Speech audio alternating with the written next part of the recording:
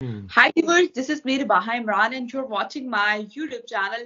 Viewers, आज हमारे साथ डॉक्टर इश्तियाक अहमद साहब मौजूद हैं, जो कि किसी तारुफ के मोहताज नहीं। आज हम इनसे बात करने जा रहे हैं पाकिस्तान और अफगानिस्तान के इशू के हवाले से, क्योंकि हम देखते हैं कि जो करंट सिचुएशन चल रही है दोनों कंट्रीज के दरमियान बहुत ज्यादा इख्तलाफात हैं और बॉर्डर पे जो क्लैशेस चल रहे हैं। अफगानिस्तान जो तालिबान है वो पाकिस्तान की जो सोल्जर्स पर बहुत ज्यादा अटैक कर रहे हैं और काफी जो वहां के रिहायशी हैं बॉर्डर पर वो मारे जा रहे हैं। इस पूरे सिनेरियो को आज हम डिस्कस करने वाले हैं। डॉक्टर इश्तियाक अहमद साहब उसका बैकग्राउंड बताएंगे। आखिर अफगानिस्तान और पाकिस्तान के दरमियान आखिर क्या क्लैशेस हैं। कहा यह जाता है कि जो तालिबान है उसको बनाया ही पाकिस्तान ने, और आज इवन कि हर इस्लामिक कंट्री के साथ जो तालिबान अपने ताल्लुकात को बेहतर कर रहा है, जबकि पाकिस्तान के साथ ही ताल्लुकात को खराब कर रहा है। तो इस पूरे सिनेरियो को कैसे देखते हैं, और आया कि ये ताल्लुकात या ये जो क्लैशेस चल रहे हैं बॉर्डर पे, इस पे कोई अमन आ सकेगा, सीज फायर हो सकेगा आने वाले टाइम में। इवन कि अब जो प्रोजेक्ट्स इंडिया ने अगस्त में खत्म कर दिए थे, अब वो सोच रहे हैं कि वो अभी उनकी पॉलिसी चल रही है वॉच वॉच वॉच और वाली तो जब वो कंप्लीट हो जाएगा तो वो उधर प्रोजेक्ट शुरू कर देंगे। तो इस पूरे सिनेरियो को कैसे देखते हैं सर? बहुत शुक्रिया हमारे व्यूवर्स के लिए आपने टाइम निकाला। बैकग्राउंड ऐसे शुरू होती है कि पाकिस्तान और अफगानिस्तान के पहले दिन से रिश्ते अच्छे नहीं थे। जब पाकिस्तान वजूद में आया तो यूनाइटेड नेशन की मेंबरशिप के लिए जब अप्लाई किया तो Afghanistan is the only country which voted against Pakistan admission. उसकी बैकग्राउंड ये थी कि बरतानवी राज का यहां से जाने से पहले एक मूवमेंट थी पख्तूनिस्तान की, ग्रेटर पख्तूनिस्तान, जिसमें वो पाकिस्तान के इलाके अटक तक समझते थे ये एक्चुअली अफगान जो हुकूमत थी काबुल की उसको बिलोंग करते हैं, और ड्यूरेंट लाइन को वो नहीं मानते। हालांकि सच्ची बात यह है कि ड्यूरेंट लाइन जब 1893 में ड्रॉ की गई है और 1883 आई थिंक 93 में, तो it was the Afghan ruler जिसने ये सजेस्ट किया था टू द ब्रिटिश। और लेकिन वो ड्यूरेंट लाइन बन तो गई, लेकिन होता यह था कि सर्दियों में वहां से बहुत अफगान, खासतौर पे पोविंदा एक ग्रुप था, वो क्रॉस करके आ जाते थे। और ये ड्यूरेंट लाइन जो थी, ये जो हमारी ट्राइब्स हैं जो अफगानिस्तान में भी हैं और हमारे उनको डिवाइड करती थी। तो पाकिस्तान बनने के बाद पख्तूनिस्तान तो बन ना सका, तो उन्होंने वोट खिलाफ दिया। लेकिन बाद में जैसे होता है, once you are established as a state, तो रिलेशनशिप नॉर्मल होते गए और किंग जाहिर शाह के दौरान में बड़े अच्छे नॉर्मल रिलेशनशिप थे। हिंदुस्तान से अफगानिस्तान के रिलेशंस पहले से ही अच्छे थे, ठीक है। अब होता क्या है कि 1974 में किंग जाहिर शाह को ओवरथ्रो कर दिया उनके अपने कजन ने, दाऊद खान ने, और अपनी हुकूमत कायम कर ली। और जब उन्होंने हुकूमत कायम की तो वो पश्तूनिस्तान के इशू को दोबारा रिवाइव कर दिया, जिसके बाद पाकिस्तान ने फिर इन रिस्पॉन्स CIA की मदद से ट्रेनिंग ली। ये जो हमारे अफगान जिहाद के एक हीरो थे, बाद में तालिबान ने उन्हें मार दिया, कर्नल इमाम, ये मैंने उनसे फेस टू फेस बैठ के इंटरव्यू किया है, मेरी गैरिजन स्टेट किताब में सारी डिटेल्स हैं, कि उन्होंने कहा कि 74 में CIA के पास हम वो क्या कहते हैं काउंटर इंसर्जेंसी और इंसर्जेंसी के तरीके, इंसर्जेंसी कराना चाहते थे ना, यानी वहां पे पॉलिटिकल मूवमेंट, वो सीखने गए थे how to destabilize Daud Khan. अच्छा, दाऊद खान को ओवरथ्रो कर दिया वहां के कम्युनिस्टों ने और एक कम्युनिस्ट हुकूमत आ गई। जब कम्युनिस्ट हुकूमत आ गई तो पाकिस्तान ने अमेरिका को कहा कि देख लो, हमको बनाई इसलिए गया था as a front line state, और अब हमारी अगर आप मदद करें, यानी इकोनॉमिक एड दें और मिलिट्री वाली, तो we can fight this Afghan communist हुकूमत।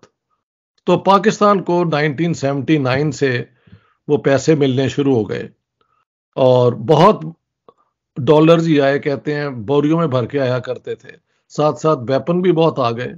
और अफगान जिहाद पैसे सऊदी अरेबिया, ट्रेनिंग कोचिंग कहना चाहिए, पूरा प्रोजेक्ट CIA का।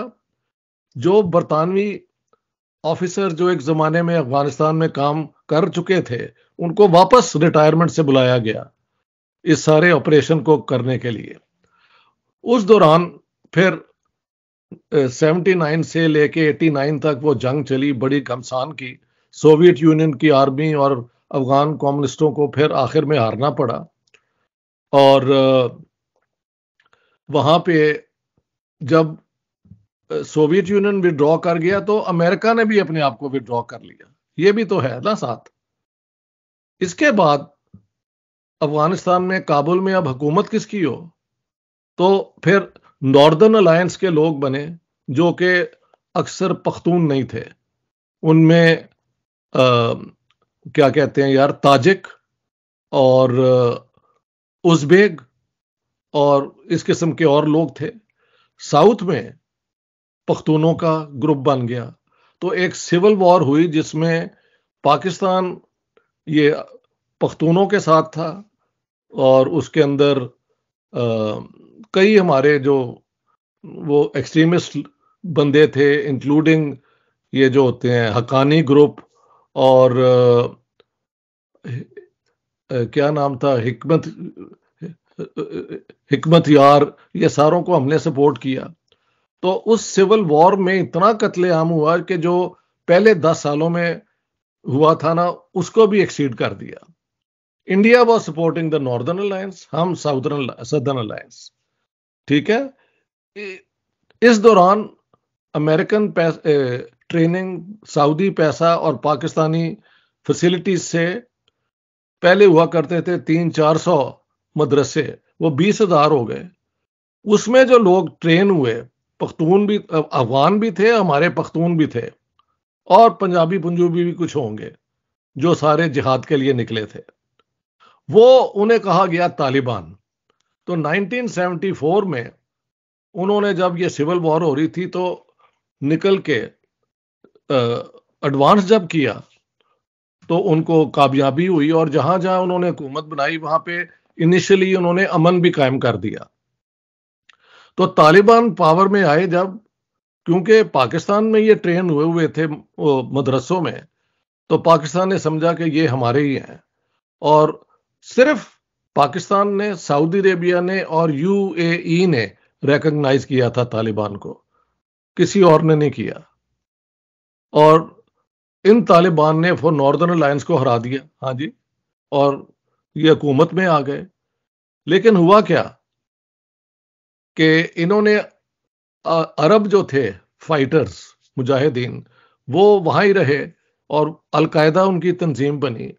अलकायदा ने क्या कहते हैं यार, 11 सितंबर 2001 को अटैक करवा दिए अमेरिकन सॉइल के ऊपर। उससे पहले उन्होंने अमेरिकन एक शिप को किया था, अफ्रीका में अटैक किया था अमेरिकन पे। अब जाके उन्होंने वो वर्ल्ड ट्रेड सेंटर और पेंटागन और पता नहीं क्या क्या, कई हजार लोग, 3-4 हजार अमेरिकन मार दिए इन वन गो। तो अमेरिका ने फिर उनको कहा कि वॉर ऑन टेरर। उस वॉर ऑन टेरर में पाकिस्तान को उन्होंने अल्टीमेटम दे दिया, either you are with us or against अस।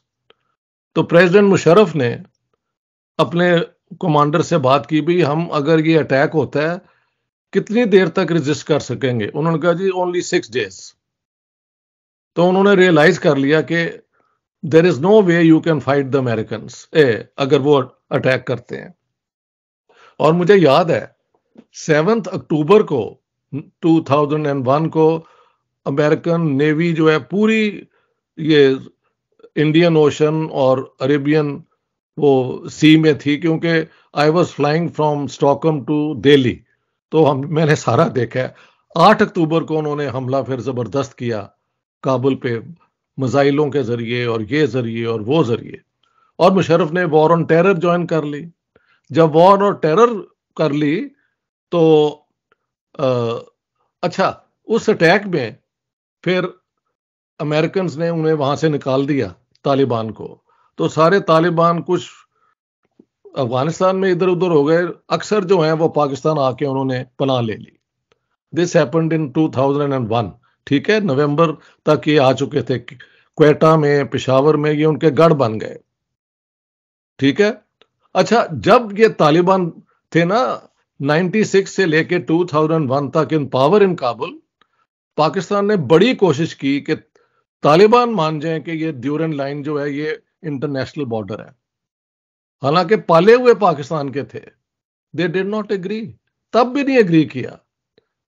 तो कोई भी काबुल की हुकूमत, वो तालिबान की हो, कम्युनिस्टों की हो, किसी की हो, वो समझते हैं कि उनकी टेरिटरीज जो है ना अटक तक आती हैं। अब तो कोई मुझे कह रहा था कि वो मरगला हिल तक कहते हैं हमारा आ जाता है, जो मरगला हिल तो इस्लामाबाद के ऊपर है ना।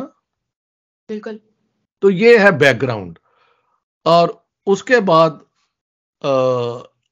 ये जो है वॉर ऑन टेरर हुई और ये हुआ और वो हुआ, लेकिन अमेरिकन को वहां से फिर आखिर में विड्रॉ ही करना पड़ा, उनको कामयाबी नहीं हुई, तालिबान वापस पावर में आ गए।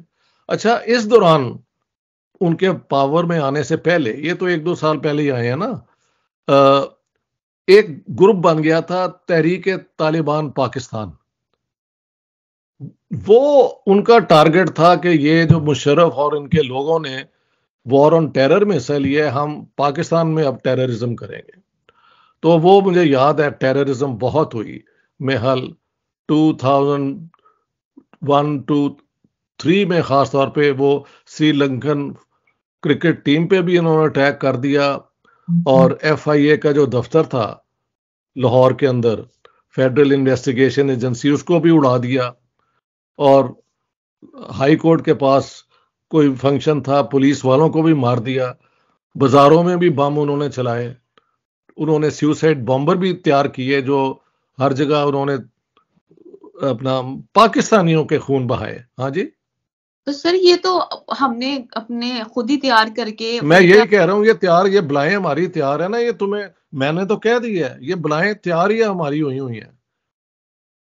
और लेकिन पाकिस्तान में ये था कि अफगान तालिबान एक चीज है, तहरीक तालिबान पाकिस्तान एक और चीज है। ये बकवास है। वो उनका है कि दे आर ऑल तालिबान, एक अफगानिस्तान में कंसंट्रेट करते हैं जो अब पावर में आ गए हैं, एक पाकिस्तान के खिलाफ ऑपरेट करते हैं। तो अब क्या हुआ है कि जब ये हुकूमत वापस आ गई और अमेरिकन ने कहा है कि ये जो तालिबान को हम क्रश नहीं कर सके, इनको सेफ हेवंस कहाँ मिलते थे, सेंचुरी पाकिस्तान में मिलती थी।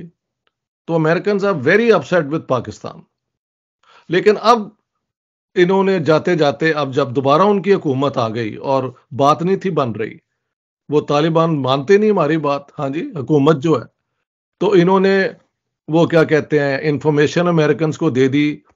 One of the Al Qaeda leaders who was hiding there, अगस्त में उसको उन्होंने ड्रोन से मारा। वो सब तालिबान समझते हैं पाकिस्तान ने करवाया। उस दिन के बाद फिर उन्होंने दोबारा एक्शन शुरू किया हुआ है पाकिस्तान के खिलाफ। और अब जाते जाते, ये जो जाते जाते नहीं, अब जो हुआ है अब वहां चमन बॉर्डर पे, तो वो लेटेस्ट है। उसके अंदर पाकिस्तान ने कभी भी अपनी चॉइसेस को अकल से नहीं देखा, और ये कहते रहे हैं good Taliban bad Taliban. Bad वो है जो अफगान है तालिबान, जो अफगानिस्तान को कंसंट्रेट करते हैं अमेरिका के खिलाफ, जो हमारे खिलाफ करते हैं वो बैड है। ये सब बकवास है। उनके अंदर एक डिवीजन ऑफ वर्क है कि इधर हमने अफगानिस्तान में अपनी वो जमानी है और उन्होंने जमा ली है, और वो सारी दुनिया से, अब इंडिया से भी वो रिलेशंस कर रहे हैं, और तो और उनकी ऑफर इजराइल से भी है। तो वो तो बहुत बदमाश है। हाँ जी। तो तो सर हमने क्या गेन किया है? अपने अब 7 लोग अपने मरवा दिए। मुझे ने जब पढ़ा, मेरा इतना दुख हुआ, बेचारे वो बॉर्डर पे रहते हुए पीस लविंग लोग, उनको मारा गया। और ये ये तारीख तालिबान जो है, ये इसने वक्त डाला हुआ है वहां पे फॉर्मर फाटा के इलाकों में, वजीरिस्तान के अंदर दोबारा उनसे ये भट्टा भी लेते हैं। हाँ जी, पैसा कलेक्ट करते हैं, सारा कुछ। तो ये पाकिस्तान ने ये मुमकिन किया है ना सारा कुछ। अब सारा चीज गले पड़ गया। ये मैंने तुम्हें अब पूरे इतने लंबे सवाल का उससे लंबा जवाब तो मैंने दे दिया। बिल्कुल सर। तो सर इवन के हम इस्लामिक कंट्रीज की बात करें, सिर्फ पाकिस्तान के जो रिलेशंस है तालिबान के साथ वो आपके सामने अभी आपने ब्रीफ एक्सप्लेन किया। इवन कि इंडिया ने तालिबान को रिकॉग्नाइज नहीं किया था अभी तक फिलहाल नहीं किया। और किसी ने नहीं किया। हाँ। बिल्कुल। अब मैं देख रही थी आज की न्यूज है सर कि तालिबान के जो मिनिस्टर हैं, डिफेंस मिनिस्टर हैं, मतलब अफगानिस्तान के जो डिफेंस मिनिस्टर हैं वो दुबई गए हुए हैं। उनके साथ उनके जो ताल्लुकात हैं, बायलैटरल ट्रेड भी हो रही है। इस पूरे सिनेरियो को आप क्या देखते हैं कि हाँ तालिबान वही मतलब दुबई है, वो भी इस्लामिक कंट्री है, उनके साथ तालिबान के ताल्लुकात बहुत अच्छे हैं। ये इस्लामिक कंट्री मेक्स नो, ये इसका कोई मकसद नहीं है। मुल्क जो है अपने इंटरेस्ट को देख के सारी बातें करते हैं। तो ये सब हमारा खपत है, जनून है इस्लामिक कंट्री ये वो इंडिया से बहुत ट्रेड कर रहे हैं, कश्मीर के अंदर वो इन्वेस्ट कर रहे हैं। पता नहीं हम किन अपना फरार में हम रहते हैं। सो व्हाट, अगर वो तालिबान ने उनसे कर लिया है, उनको जरूरत होगी ट्रेड की इनके साथ, तो उन्होंने कर लिया है। Who cares for Pakistan? ये तो पाकिस्तान के सर दर्द इन्होंने ली हुई है ना। बाकी दुनिया के साथ तो तालिबान अपने रिलेशंस बनाने की कोशिश कर रही है, लेकिन क्योंकि वहां पे औरतों पे बहुत जबर है, माइनॉरिटीज पे बहुत है, तो अभी दुनिया उनको रिकॉग्नाइज नहीं कर ली, लेकिन कर लेंगे एक दिन। देखो सियासत के अंदर परमानेंट एनिमीज, परमानेंट फ्रेंड्स कोई नहीं होते। ये सारे इंटरेस्ट के क्लैशेस, इंटरेस्ट का मिल जाना जो है, उस बुनियाद पर रिलेशंस बनते हैं। पाकिस्तान वो वाहिद मुल्क है जो अपने इंटरेस्ट की बजाय अपनी आइडियोलॉजी के हवाले से सियासत करता है, इसीलिए हमारा सत्यानाश हो गया। It's the only country I know which behaves ideologically. All other countries behave in their national self interest. That's a big difference. बिल्कुल सर, आपने ये बात तो बहुत अच्छी की। अगर आपको क्या लगता है कि जो करंट सिचुएशन चल रही है बॉर्डर पे, अमन नहीं आ रहा, इसका क्या हल हो सकता है सर? अफगानिस्तान और तालिबान के ताल्लुकात जो हैं, अफगानिस्तान और पाकिस्तान के ताल्लुकात कैसे बेहतर होंगे? वहां पर सीज फायर क्या सिचुएशन आप देख रहे हैं आने वाले टाइम में? इसका हल क्या है? मुझे नहीं पता हल, क्योंकि हल बिल्कुल स्पेकुलेशन होती है, और जैसे हालात हैं उसमें एक हल तो यही है कि दोनों मुल्क जो हैं एक दूसरे की सियासत में इंटरफियर ना करें। यही सबसे मेन रिक्वायरमेंट होती है, non intervention in the internal affairs of another country. हम वहां पे इंटरफेयर बहुत करते हैं, बिल्कुल हमें पता है, तो वो भी हमारे यहां करते हैं। जब ये खत्म हो जाएगा तो अगली बात भी हो सकती है। बिल्कुल सर, ये सारी चीजें तो देखने वाली हैं। इवन कि हमारी जो मिनिस्टर हैं हिना रुबानी जी, वो रिसेंटली गई भी थी उधर, लेकिन कोई खातिर ख्वाह अमन के लिए गई थी, लेकिन खातिर ख्वाह कोई उसका रिजल्ट सामने नहीं आया। उल्टा जब वो गई उसी दौरान उनके डिफेंस मिनिस्टर ने उनसे मिलने से भी इनकार कर दिया, और साथ ही on the very next time statement में ये देखती हूँ उनकी तरफ से ये जाती है, इंडिया को वेलकम किया है कि आप हमारे साथ जो वो 20 मतलब प्रोजेक्ट्स बंद कर दिए गए थे लास्ट ईयर, उसको रीस्टार्ट करें। उसकी वजह है कि अफगान, अगर आप देखें इंडिया के अंदर जितने भी प्रोजेक्ट थे वो डेवलपमेंटल प्रोजेक्ट थे। उन्होंने उनके पार्लियामेंट बिल्डिंग बनाई उनकी बाग, तो वो ही पार्लियामेंट बिल्डिंग में अब ये अफगान ही तो बैठे हुए हैं जाके। तो Afghan as a whole, India के साथ ताल्लुक पाकिस्तान के बनने से पहले से अच्छे थे। वो यही समझते हैं कि आज़ादी की मूवमेंट तो कांग्रेस लीड कर रही है, ये अंग्रेजों के पिट्ठू हैं मुस्लिम लीगर जिनको ये पाकिस्तान मिल गया है। राइट और wrong is not the question, इसीलिए उन्होंने पाकिस्तान के खिलाफ वोट दिया है। हालांकि इंडिया ने पाकिस्तान की मेंबरशिप को यूएन के अंदर स्पॉन्सर किया था, ये हमारे यहाँ नहीं ना बताते। तो इंडिया की अपनी पॉलिसी थी, इनकी अपनी पॉलिसी है। वो पाकिस्तान को एक ब्रिटिश वो क्या कहते हैं क्रिएशन समझते हैं, और महल तालिबान भी यही समझते होंगे, क्योंकि ड्यूरेंट लाइन जो बनी है, हम तो चाहते हैं ना वो इंटरनेशनल बॉर्डर हो जाए, तो वो नहीं ना मानते। क्योंकि उसके बाद, हालांकि हम कहते हैं कि इंटरनेशनल बॉर्डर के बाद आना जाना ट्राइब्स का रहेगा, but they don't accept it, क्योंकि उनका क्लेम जो है पहले अटक तक था, अब वहां से भी बढ़ के मरगला हिल्स तक आ गया। तो व्हाट कैन यू डू भाई? बिल्कुल। और सर अब तो यूनाइटेड नेशन सिक्योरिटी काउंसिल में परमानेंट मेंबर इंडिया का बनने के चांसेस बढ़ गए हैं, क्योंकि रशिया ने भी कहा है कि इंडिया को परमानेंट मेंबर बनाया जाए। उसके अलावा जो है इसराइल ने भी, और काफी कंट्रीज जो वहां के परमानेंट मेंबर है इंडिया बन जाएगा, इंडिया बन जाएगा, और इंडिया डिजर्व्स। आप देखें उन्होंने इस दौरान में अपनी फॉरेन पॉलिसी हमेशा इंडिपेंडेंट रखी है, और देखें इंडिया ने कभी किसी और मुल्क पे हमला नहीं किया। ये उनकी स्ट्रेंथ है ना। हमने तो पंगे कहां कहां नहीं लिए हुए थे। यहां से लोग ट्रेन होके लंदन में अंडरग्राउंड इन्होंने उड़ा दी, और स्पेन के अंदर अटैक किया, पता नहीं कहां कहां, एडिनबरा या ग्लासगो में भी करते रहे, अमेरिका में भी करते रहे। वो सब हो गया, लेकिन उसकी फिर बाद में सारी दुनिया नोट करती है और फिर सजा भी मिलती है।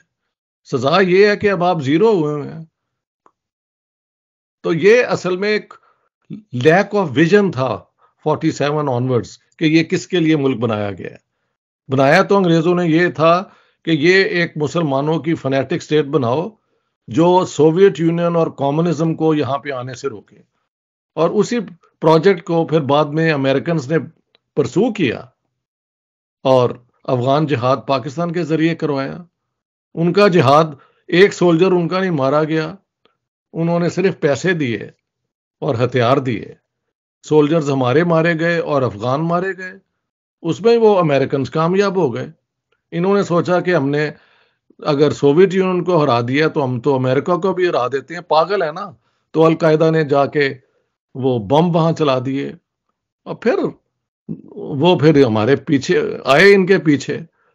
जब उनके पीछे आए और हमने वॉर ऑन टेरर ज्वाइन कर ली, तो तालिबान, तहरीक तालिबान ने पता नहीं 5-6 साल इतनी टेररिज्म की पाकिस्तान में। वो जो मेरी गैरिजन स्टेट किताब में सारी डिटेल्स है भाई। और this is bound to happen. आपने पूछा है कि what is the way to end it. Non intervention under international law is a requirement. You have no right to intervene in the politics, interfere in the politics of a neighboring country, but this applies to both. ये नहीं हो सकता कि आप तो करें दूसरा ना करे, ऐसे है। बिल्कुल, ठीक है, बहुत शुक्रिया सर, हमारे व्यूवर्स के लिए आपने टाइम निकाला। इस तरह की डिबेट जारी रहेगी। Thank you so much. All the best.